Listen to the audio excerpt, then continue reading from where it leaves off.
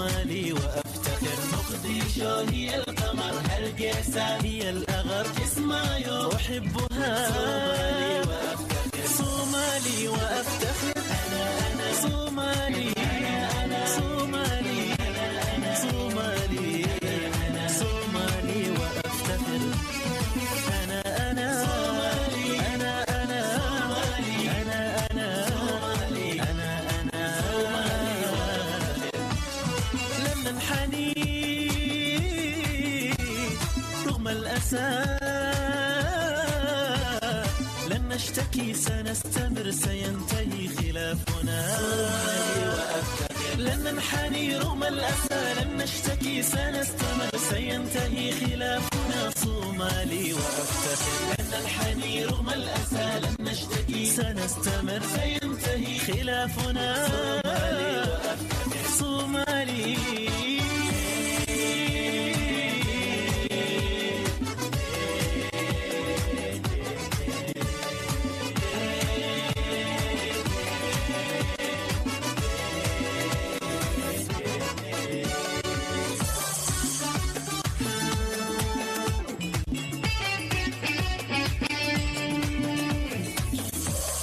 أعداؤنا لن يفلحوا، بلادنا ستنتصر، أبناؤنا هم الحمى. أعداؤنا لن يفلحوا، بلادنا ستنتصر، أبناؤنا هم الحمى. صومالي وأفتخر. أعداؤنا لن يفلحوا، بلادنا ستنتصر، أبناؤنا هم الحمى. صومالي وأفتخر. صومالي وأفتخر.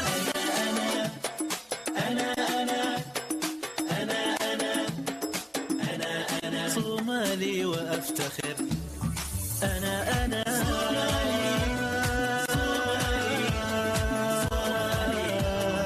صومالي وأفتخر. وأرضنا نحبها، وحبنا سيستمر، فأرضنا هي الأمان. وأرضنا نحبها، وحبنا سيستمر، فأرضنا هي الأمان. وأرضنا نحبها، وحبنا سيستمر، فأرضنا هي الأمان. صومالي وأفتخر. صومالي.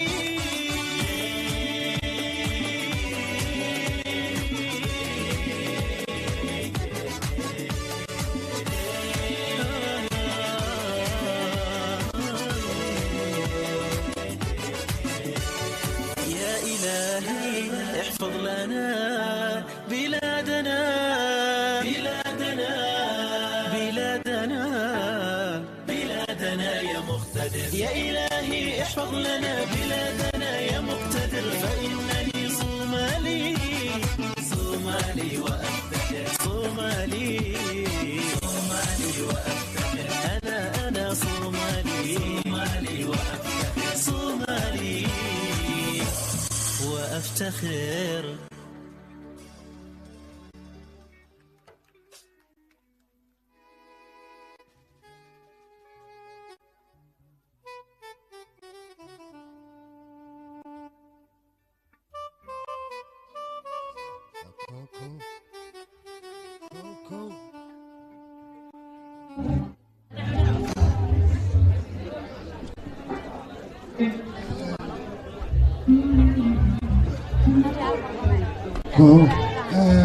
عندنا أبو الشمع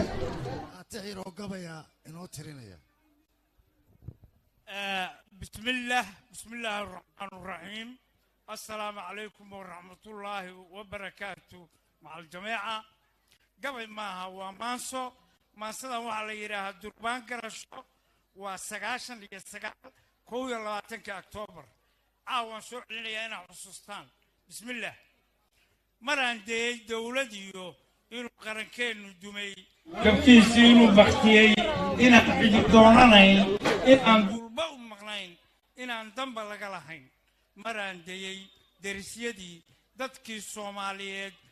بيقا قرى لو يقين كوي إتلدو بنجري هداي هيل كلا دلبان كوي إستريالي جري هداي دريي سيين كوي إسوديقي جري هداي إسكاد دونيان سيدا يسودو حيان. مران دي ودادوقيو wadaadadii diinta iyo nindoor la cisayn jiriyo mid deeq ku tilmaaman iyo doob gaamure iyo barbaar hooyooyin da'oobay iyo murwooyin dalaayad iyo darmaan uguba aan culan intaan darxumada mudnayn dilkooda xalaasha ah marandey duurgal iyo siyaasada marandey dowgal iyo siyaasad iyo inuu carab dalabli jiro oo ay dulucdiisu tahay ku diray dabkiyo qoryahana u dhiib dagaalku ha sii socdee marandey cirkan dabshidka onkodeed darqaadda hilaaca waray sidii door la arki jiray inay dulucdiisu tahay diraac-good baaqsatiyo gu iyo diriircaymiye dabjoogta abaarta tuban misena aan deey mar kale da'daan ismadhaantadee dagaalka ku loolamee ku faantama waa dilaa inay dabargoyn wadaan misena aan deey mar kale qoonkaan iyagu isdullayn ma dooriyo ee bahay diintiisa inuu ku yidhi dad yahow anigaas diray duulaanka anaa u qumay anaa gulufka u darbaday anaa tumay daramalkiyo codkay dawan odhan jireen duulkii isticmaali jiray anaa waxaan doonayaa inaan helo dowladnimo midaan qofna lagu dulmayn midaan qofna lagu dagayn midaan qaar lagu dilayn kuwana dabaqyo u dhisayn middaa caditiir u tahay cadaaladi dayr u tahay midaan duminayn sharciga dadkuna wada leeyihiin intaan doqon noqon lahaa dunida nacasnimo ku nool anaa waxaan doonayaa dusheeda inaan ka tago iyadoo diric la yaqaan intaan dulmi noqon lahaa mid daawanayoon ka guban anaa waxaan doonayaa kan diiday in lay bartaa nintiisu u duubantee isagu damac iyo hamba leh qorshaha uu ii degsaday daylaha anaa waxaan doonayaa danteenna intaan fekero dagaalka sokeeye iyo colaaddu inay dantaa dabad qaran hay dhismee hadduu dido geelu fiid durduriyo ayda galo ninkii dalawada irmaan dameedkeeda xigsan jiray harkiina ka durduuran jiray doobkaha caanaha ku jira didii qura kuma haree dooh buu kala feer kacaa dugaaggana uma oggola dalaalnimo inuu ku helo degmooy hee aniguna markaan warkayga inaad durtiyo daraanshaha kaa oggoli dan baan leeyahay ka weyn wax laba daangala dhexdood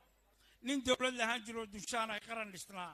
dugaal nin ku jiro waxaan ahay dibad bannaan dabayluhu ku hafiyeen nin duunyo lahaan jiro deeggiisa u sabab noqdo waxaan ahay loo dawaro dambaabur haddaan la kacay dabaadaan ururiyaa hambaan daba qabanayaa ifdamay baan hurinayaa durbaan garashaan sitaa dabiib dhakhtaraan wataa kas baan daawaynayaa dayaan leeyahay indhow da'deen waxay suubsatiyo innagu dirigaa fadhino durbaan garashow diyaan digdhoo duul maqan u yeer anaa ku dirtayee dadaal dalkiiyo dibaddaba dhammay dabayl nabadeed ku baaq dabkii gobonnimo belbeli midaan dabin dogobyo saar sidee lagu helaa dundood cilmi baariseed dibnaha gaabsaday dalqami dareenka gawaray darari qalbiga daxashaday dihinadii dindimi maan iyo dirkii doocdooci kaskii diinaa ku dooji darkii maraa ku doono dantii maqnayd dulmeelaha kuwa dagaal sidee ula dagaalaysaa qori maaha waxaad dirsataa aqoon waxaad doontaa xaqiiq waxaad u dagaalantaa midaan dembi kuugu jirin waxaad dad xigaashataa midkaa isku diin tihiin doodana ku heshiis tihiin dantana isla leedihiin naftaan dirashada la baray dayaysa gaabin maye dayaysa wax doon la dhaho waxay damcdo aan aqoon u duuban nin dooristii u doodan dantuu lahaa ka daahan xaqiiqadii ku daashay daleesha maqan dayowdeed dalanka ah durbaan garasho u deeq oo maxaa ugu deeqdaa rabbaa doortee u sheeg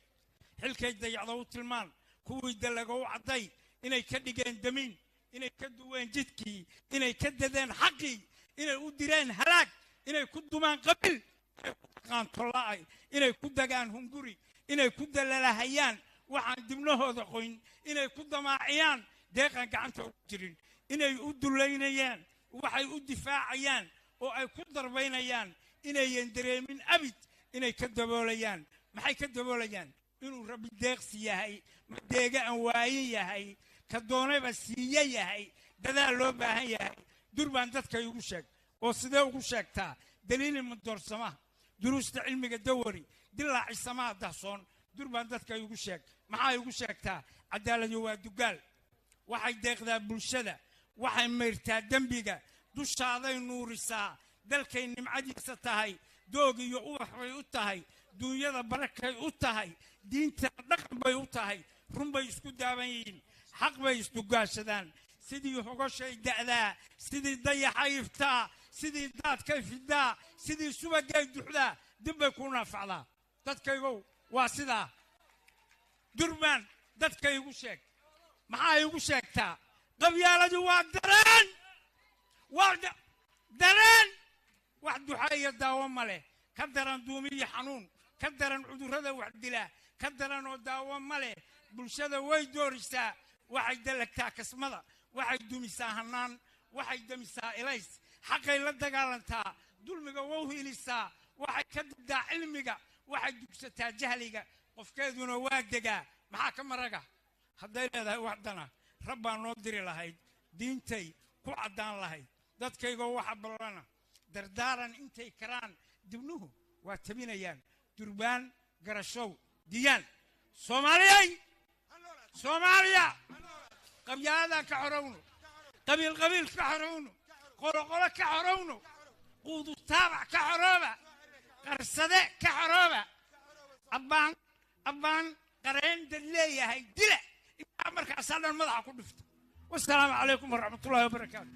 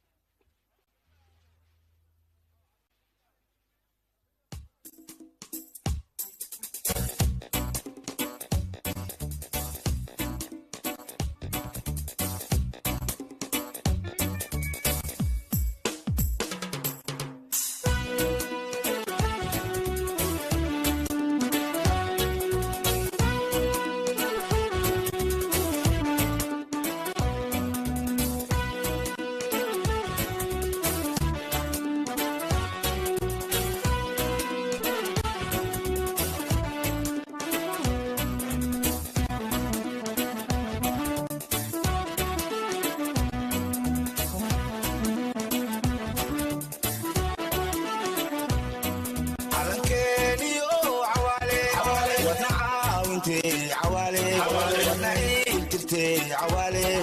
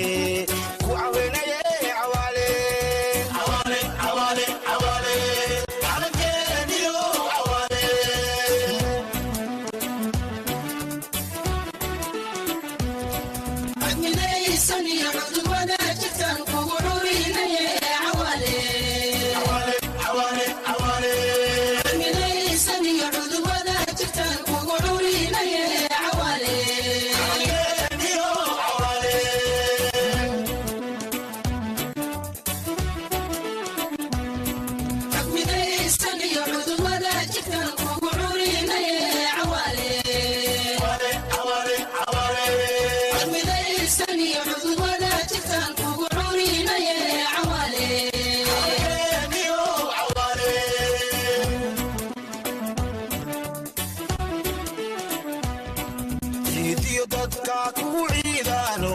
cadow cadka ma koonkaane cawaale caafimaad kuwaan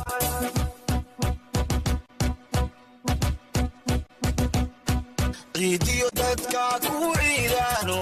cadow cadka ma koonkaane cawaale caafimaad kuwaan calankeeniyo cawaale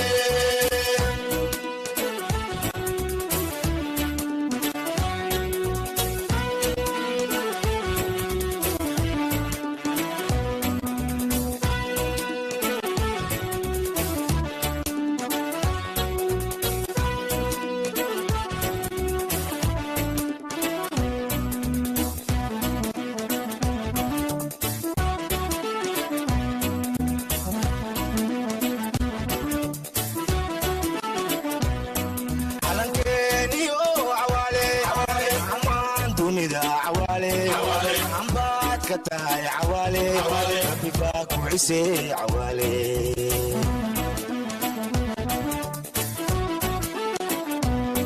calankeeniyo cawaale amaan dunida cawaale ambaad ka tahay cawaale rabbi baa ku cisee cawaale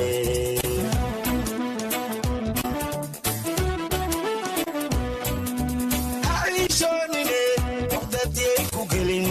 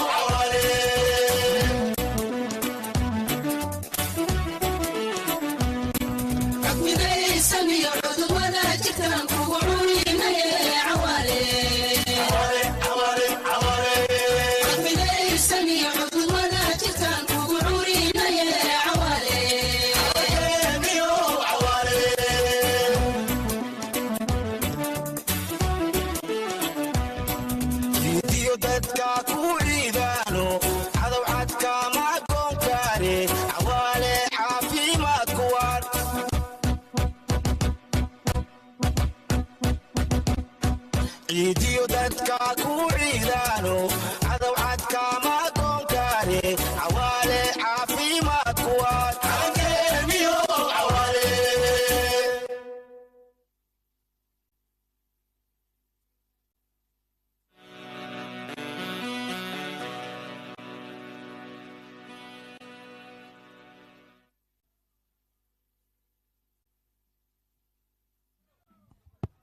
aad iyo aad baan ugu mahad celinaynaa hobolada qaranka ee waa beri ma jirto koox halkan soo istaagtay oo laga bogtay aad iyo aad baad u mahadsan tihiin waxaan rajaynaynaa insha allah munaasabado kaloo badan oo aad noogu faahfaahisaan inaad heli doontaan waqtiga oo yar awgeed anigoo aad iyo aad ugu mahad celinaya dhammaantiis waxaan jeclahay dulmar kooban oo aan ka badnayn 5 daqiiqo oo ku saabsan wixii loo soo maray xorriyadda aanu maanta u dabaaldegayno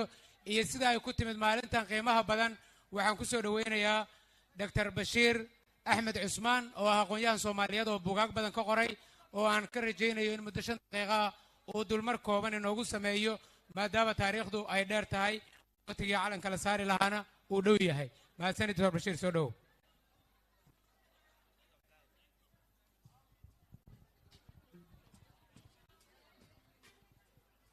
بسم الله الرحمن الرحيم مدحوينها جمهورية فدرالك الصومالية مدن محمد عبد الله محمد فرماجو قدوميها قولها شعبك قدوميها كحوغينك أقل كسره رئيس وزارها دلك دمان حلبانا دي قولها وزيرة دي ولا لها دولة جيبوتي وفود دي كلا دوان كسعودة ددوينها صومالية دقموينك سراكيش يسرياش عيدا ماذا قلب كسيدة ولا ليال مدن يالي مروين إيد وناكسن هبين وناكسن ما doonayo maadaama waqtigu ciriiri yahay sida la idin sheegana qoraalo badan aan ka sameeyay buugaagtaas keliya waxaan rabaa inaan soo darfagooyo si waqtiga maanta jira awgeed dadka Soomaaliyeed ay u arkaan isbarbardhig yar oo aad u kooban maadaama waqtigu ciriir yahay walaalayaal sida ka warqabtaan dadka Soomaaliyeed halganno badan oo dhaadheer ayay soo galeen halgamadaas waxay ahaayeen kuwo lagu eebiyay aayaha ifaya ee mustaqbalka Soomaaliyeed sidii loo xaqiijin lahaa halgamadaas intii badneed munaasabadii kala duwan ayaan maaragtaa ka soo jeedinaynay qalabka kala duwan ee warbaahinta dalka marka waqti kuma qaadayo laakiin in yar oo kooban oo kowda luuliya iyo midnimada qusaysa ayaan maaragtaa soo qaadaya dhalinyarada Soomaaliyeed ee SYL 1943 May waxa ay sameeyeen naadiga dhalinyarada Soomaaliyeed oo la yiraahdo SYC waxaana gudoomiye ka noqday Cabdiqaadir Saqaawdiin xookiye guud oo laantii fulintana waxaa ka noqday Yaasiin Xaaji Cismaan Sharmaarke dhammaantood baa Allah u naxariisto 4 sano kadib markii la gaaray sanad guuradii afaraad waxaa loo baahday isbedel inuu yimaado Yaasiinna uu dhintay waxaa xilkii si aqlabiyada oo buuxday Yaasiinna ka dardaarmay loogu dhiibay Allah u naxariistay halgama Cabdullaahi Ciise Maxamuud oo noqday xoogayihii guud oo laantii fulinta ah isla markii waxa uu bedelay magacii SYC waxaana uu bedelay magaca SYL kaas oo siyaasi noqday Soomaaliya oo dhan la taageeray talaabadii ugu horeysay qaadeenna waxay ahayd inay la midoobaan ururkii dhalinyarada xamar ee xamar youth kaas oo calankiisu ahaa buluug kan SYL-na guduud ah markii dambana in laga dhigo hal calan haddaba Ingiriiska oo dana gumaysi ka lahaa Soomaaliya markaasna gumaysanayo oo wixii British Military Administration la oran jiray ee dalka ka talinayeen ayaa wuxuu soo dhaweeyay SYL asagoo danihiisa gumaysiga raadsanaya wasiirka arrimaha dibadda iyo isticmaalka Ingiriiska xilli Sir Ernest Bevin waxa uu soo saaray qorshaha caan baxay saddexda qodob ka koobnaa ee Bevin Plan oo ahaa in Soomaaliya oo inteeda badan Ingiriisku gacanta ku hayo marka laga reebo Djibouti oo Faransiisku gacanta ku hayo inuu u sameeyo Central Authority meel maamul dhexe oo laga hogaamiyo in qaybaha Soomaaliyeed ayagoo midaysan oo xorriyadda gaarsiiyo iyo inay ka mid noqdaan Commonwealth-ga haddaba SYL arrimahaas way ka shirtay wayna ka fariisatay bishii November 1947 waxaana dhacday in mataqaanaa ay yiraahdeen for power commission ka imaanaya annaga ayaga xorriyadda hana gaarsiiyaan sidaasna ay hanjab ku timid marka waxa weeye arrimaha waqtigaana ciriirinaya dhalinyaradii Soomaaliyeed kuwa maanta waxaa la rabaa inay ku daydaan dhalinyaro maanta ma la heli karaa qof Soomaaliyeed oo yiraahdo intuu walaalkay Mr. Hebel dhiman lahaa anigu aan dhinto dhalinyarada SYL taas ayaa ka suurowday محمد يوسف هذا المور وحيد عبد الله عيسى انتو دمان لها انيغا لينتو ومركو دوفاي انو هذا لندن ولكسس باريس وجود كدبنا وجود باي نيويورك halkaas uu ka jeedinayay khudbadii qiimaha ee qaayaha weyneed keentay midnimada Soomaaliyeed iyo madax banaanideeda in gobolada koonfureed la aqoonsado 21 November 1948 ka halkaas oo mataqaanaa halkaas oo mataqaanaa lagu soo saaray resolution-ka numberkiisu yahay 289 dhinaca kale dadka Soomaaliyeed waxay ahaayeen kuwa aad iyo aad xorriyadda u doonayay una raadinayay marka Soomaalida midnimadeeda ay idin sheegayaan SYL 13 dhalinyaro Soomaaliyeed 13 dhalinyaro ee Soomaaliyeed ma ahayn dad kulligood reer koonfureed ah ma ahayn waxaa ka mid ahaa dad ka socday gobolada waqooyi sida Maxamed Cabdalla Xayeesi dhalinyaradii SNL ee waqooyiga Soomaaliya waxaa ka mid ahaa Xaaji Cumar Dheere oo ka socday Soomaali galbeed dadka Soomaaliyeed sidaas ayay isku ahaayeen midnimo ballaaran ayaana lagu keenay marka maadaama dadka Soomaaliyeed ay ahaayeen kuwa u taagan xorriyadda iyo midnimada Soomaaliyeed waxa ay keeneen in halkan xamar lagu qabto shirka caan baxay ee taqaanaan dhamaantiinba ee la yiraahdo kulanka saddex geesoodka ah oo ay Muqdisho isugu yimaadeen Cabdullaahi Ciise Maxamuud ku casumay Maxamed Xaaji Ibraahim Cigaal iyo Maxamuud Xarbi ee Djibouti halkaas oo ay ku shireen daarta ka soo horjeeda Sayid Barqash ee dhinaca xamar weyne kuna godoonsadeen midnimada Soomaaliyeed calankana isku waafaqeen calankaas waa halkan uu ka qaaday Maxamed Xaaji Ibraahim Cigaal uu geeyay waqooyi kaasuuna ahaa kii lagu saaray waqooyi oo markii ugu horeysay la saaray calankaasina wuxuu ahaa kii uu sameeyay Maxamed Cawaale Liibaan halkaasna midnimadii soomaaliyeed ayaa lagu unkumay marka ma doonayo wakhtiga inaan badiyo midnimadii waa la gaaray guulaheedii waa la gaaray waxaan ku soo koobayaa hadalkayga soomaaliya ha israacdo soomaaliya ha guulaysato cadowga soomaaliyeed nooc kastuu yahay midab kastuu leeyahay ha dhaco waa mahadsantihiin aad iyo aad baad u mahadsan tahay doctor bashiir haddana iyadoo weli ay noo dhiman tahay kooxda xarbi oo aan rajaynayn inay ay heesano waxay doonto waxaan jeclahay inaan ku soo dhaweeyo wasiirka warfaafinta halkan aan jeclahay gudoomiyaha guddiga oo mid kooban halkan ku leh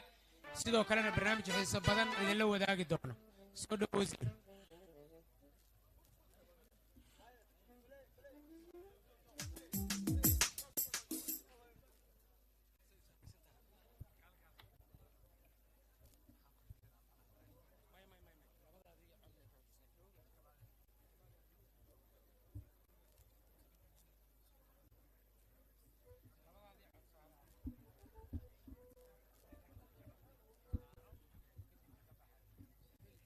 بسم الله الرحمن الرحيم الحمد لله رب العالمين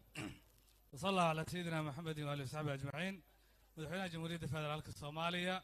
محمد عبد الله فرماجو قدوميها بارلمانك رئيس وزراءها مرسي شرفت وفدقا قيمها بدن النوغي من دالك جمالهنا عيدا مدى سراكيشا بعد ورباهين توسي قارين لو شيء مركز سمودن هبين تاريخي واي dadka Soomaalidu waa faraxsan yihiin xiiso badan waxay u qabaan xafladda halkan ka dhacayso yaan la halmaamin Soomaalidu dunida dacaladeeda ay ka daawanaysaa live oo barnaamijku baxaa dibad jooga iyo guda jooga iyo daris jooga iyo dalalka fog dadka jooga gabigood waa ay la socdaan waana fursad oo tiknoolajiyada ay nasiisay annaguna aan ka faa'iideysanay waxaan rabaa inaan laba kilib idin shido oo aad daawataan waxay ku saabsan yihiin 58 sano ka hor waxaad dhegeysan doontaan taariikhda Soomaaliya go'aankii ugu muhiimsanaa uguna qiimaha badnaa ilaa iyo hadda ayaa dhegtiina ku soo dhici doona haddii Ilaahay yiraahdo markaas ka bacdaan soo laabanaynaa cadaalad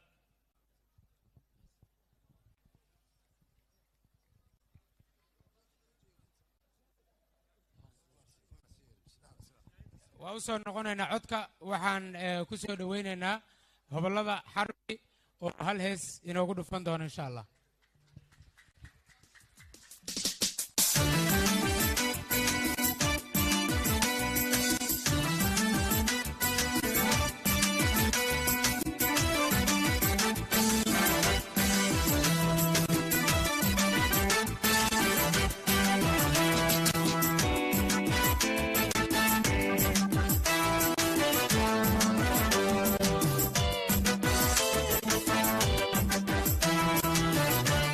Somali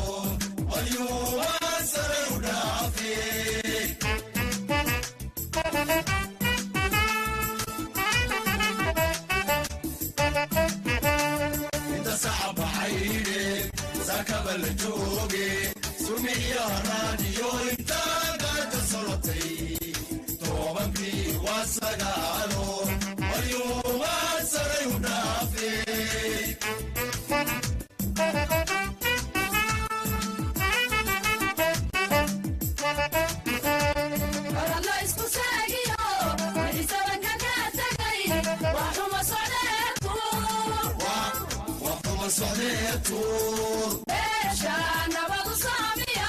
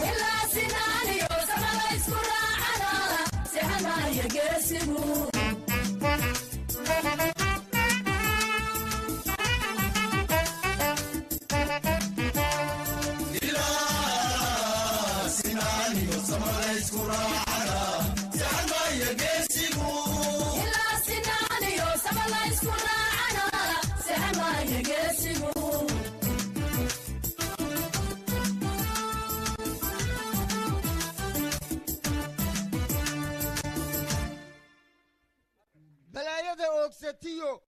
abaalaysyada fulmiyo masiibada aabigale soomaaliya wada irkaday ilaah uga gargaar soomaalida aaya beeshay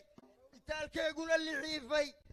aqoonteeduna basaastay dagaalkeeguna asqoobay waxay eetay dagaashay ilaahow uga gargaar soomaalay aayahaaga albaab keliyaa bannaan inaada shahaadatood ilaahay u laabantood islaamnimadii qirto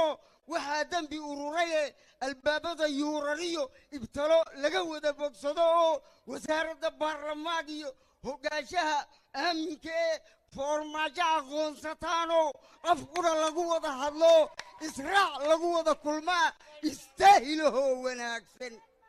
unuunka kuwii la gooyey haweenkooga agasha sidiiyo agoomaha wada dayacan inaad soo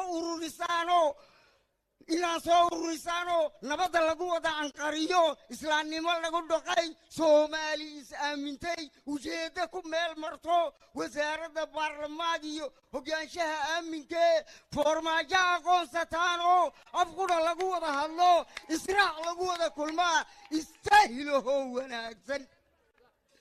soomaalay waad og tahay waxaad eeddaad fasho abaalkaa waad heshay inaad alle kacabsidiisa haddayd ku ekaatidood istaaqfurulaysatood aroos nabadeed gashuu dadkaagu u ooman yahay annana aan jecel lahoo istaahilahoo wanaagsan soomaalay waad og tahay dheguhu kuma oodno oo aqliga kama wada madhnide waxaa loo ururayee khalqigu isku wada arkaan ilay waa aawadaaye ha aasina aayahaaga indhaha furo oo wax arag walaalaha iishayow afkii soomaaliyeed waxaan igu odhan murtida iftiinkaa soo bixiyo ujeeddada nabadda sugan idayla ku qaata oo aqbala nabaddaa irmaan ilaahay hadduu yidhaa sidaa weeyaan arrini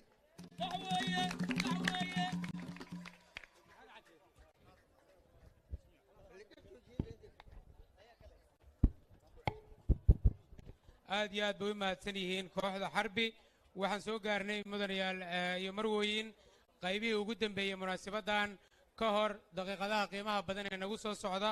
waxaan ku soo dhowaynayaa guddoomiyaha golaha shacabka mudane maxamed mursal sheekh cabdiraxmaan si uu ugu soo dhoweeyo madaxweynaha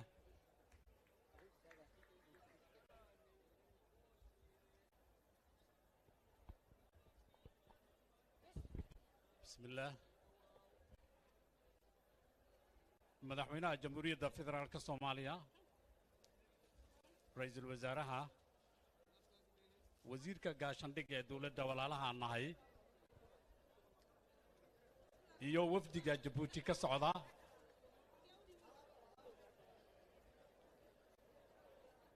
wasiirada iyo xildhibaanada labada aqal guddoomiyaha gobolka banaadir ana meeyarka gobolka bulshada soomaaliyeed ee xafladdan ka soo qayb gashay salaamullaahi calaykum dhammaantiin waa idiin hambalyaynayaa hadal badan kale ma jiro in muddaa la fadhiyey waxaan ku soo dhowaynayaa madaxweyne maxamed cabdulaahi farmaajo soo dhow mudan madaxweyne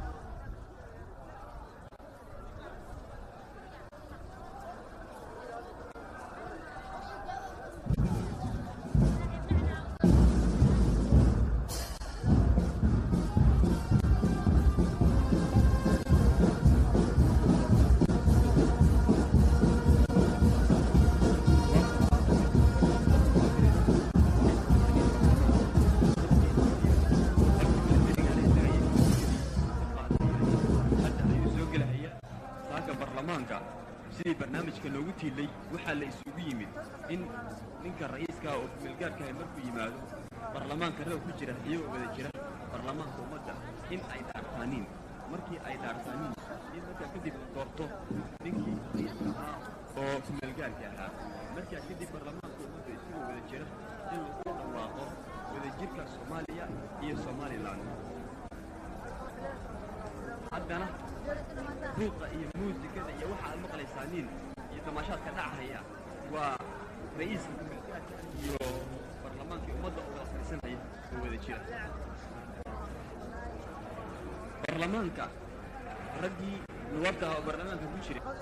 hadda ayuu soo galay oo fadhiistay oo isu diyaarinaya hawshii in lagu dhawaaqo waa maalin weyn oo farax badan waa maalin aan sugaynay waxaanu rajaynaynaa maanta in wixii hawl ahaa labada dal oo Soomaaliya ismacooda ku saabsanaa in maanta ay dhammaadaan waxa baarlamaanka laga maqlay nuwaabtii ka tirsan Somaliland oo la fadhiya nuwaabtii Soomaaliya waxay wada istaageen ra'iiskii jamhuuriga ahaa oo ku meel gaarka ahaa oo xalay to qaatay oo ku dhawaaqay qaranimada Soomaaliya ayaa soo galay hadda ayaa baarlamaanka fadhiistay hadda ayaa baarlamaanku ka bilaabaya hawshiisii sidii la isugu dar lahaa Soomaaliya iyo Somaliland iyo markaa kadib sidii loo dooran lahaa ra'iiska jamhuuriga ahaa oo ku meel gaarka ahaa hadda ayaa waxa la bilaabay warkan mabiiqa aliska Allah kana taxadilna wallahi markula ma isticmaalaba ana tusidoona ma isticmaalaba laga baasgareeyay xaggaasna laga baasgareeyay in maanta intii ka bilaabata wadanka Soomaaliya iyo Somaliland mid ay isku yihiin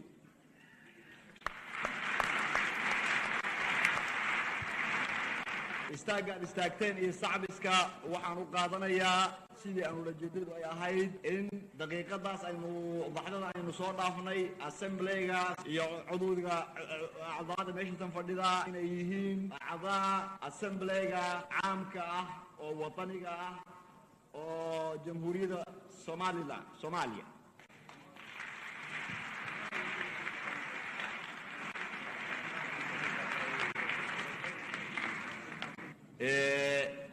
waxaa loo dhibtoon yahay haddaba inaynu bilownaa dhaartii ay dhaaran lahaayeen raggu mid mid ayagoo loogu yeero inay qaadiga sheekh abubakar cabdullaahi gacantiisa ay ku dhaartaan ayagoo ku dhaaranahaya ismiga ilaahayn inay waddanka iyo shicbiga ay lilaahi u noqonayaan oo ay daafacayaan dastuurka iyo sharciga xaaji cusmaan ragga nin ugu yeer qaaligu ha ku ag fadhiista xagga ee hala dhaariga waxaynu bilaabaynaa iminka doorashada ra'iiska jamhuuriyadda waxaa laydin qaybinayaa bakshadooyinka bokiskaas qof walba waxaa la siinayaa bakshadaas ay ku jirto warqadda aad arkaysiin marka nin walba wuxuu ku dhigayaa magac ninkii ay la tahay inuu u dooranayo uu sheegay la qaybinhayaa warqaadihii oo warqadaha la idiin dhiibay aad ku dooranaysiin dastuurka inta ummadda loo bandhigo laga aqbalayo ama laga diidayo waa muddo aan sano ka badnaan karin warqadihii loo dhiibay ragga nuwaabtaha oo lagu dooranaya ninka ra'iiska raggii nuwaabtaha nin walba markii uu qoray ninkii kula qumanaa inuu noqdo ra-iisul jamhuuriya magaciisa qoran ayaa waxay u geeyeen ninkii sekretariyahana waxay ogeysay ra'iiskii warqadihii lasoo qoray in raggii nuwaabtaha ay ka soo dhammaadeen dhow waxaa la fatashi doonaa warqadihii oo waxaa la tirin doonaa warqadaha ninka kusoo baxa magaciisa marka ayaa waxaa loo sheegi doonaa ninka ra-iisul jamhuuriya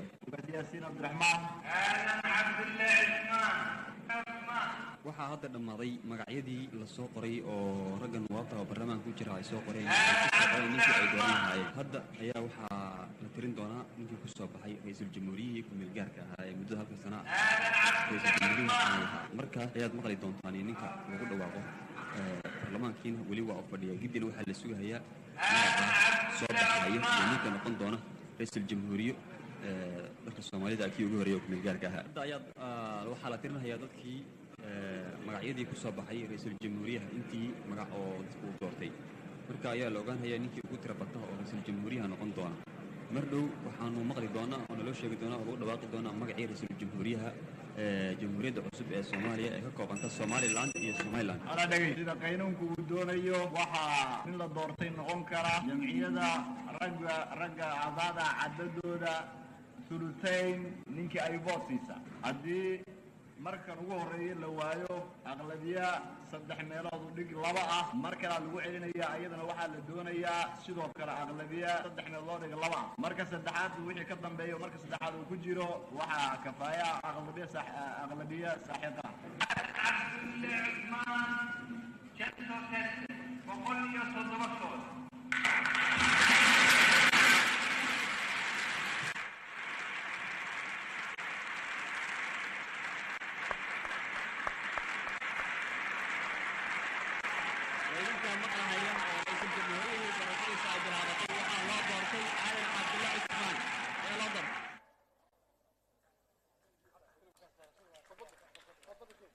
ka buuxa saad ka warqabtiin dhib badan aynu soo maray yaa laga sheekayn karaya sugi tiro badan oo aan sugnay baa laga sheekayn karaya rajooyin badan oo wax badan aan waktiga kan sugnay baa laga sheekayn karaya intaasoo dhan ayagoo wada jira waxay ku dhigan yihiin qaluubtayada ayagoo shay keliya ay yihiin maanta waxaynu nahay soomaali baan nahay maanta waxaynu nahay xor talada iyada gacantana inoogu jirta waktiga kan aan idinla hadlayo waxaad tihiin xor oo adiga gacantiina ku jirtaad leedihiin waxaad leedihiin bandiirad yaad leedihiin waa gallad ilaahay waa gallad ilaahay waa inaynu adkaynaa oo aynu dhowrnaa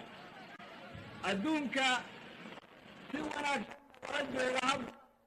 oo ummad badan ay nagala joogto mararka ka ahaado rabiddayada aad aynu u doonayno aan u rabno inaynu jecel nahay shucuubka adduunka inaan wanaag xiriir wanaagsan inaynu la lahaan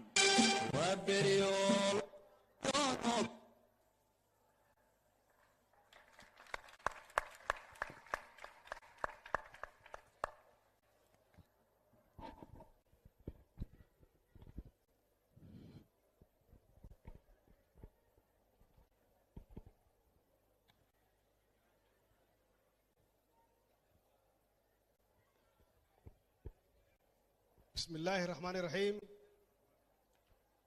قدوميها قولها شعبك قدوميها اللباد يا أقل كسرة رئيس وزراءها إن قولها وزير ردا قدوميها قبل كبنادر ترياشا عيدا كقلب كسيدة حل باندا لبدا قولي وفدك وعليه إنه جيمد dowladda Djibouti uu hogaaminayaan wasiirka gaashaandhiga iyo wasiirka isgaarsiinta ayna la socdaan taliyaasha ciidamada iyo ciidamada Maxamuud Harbi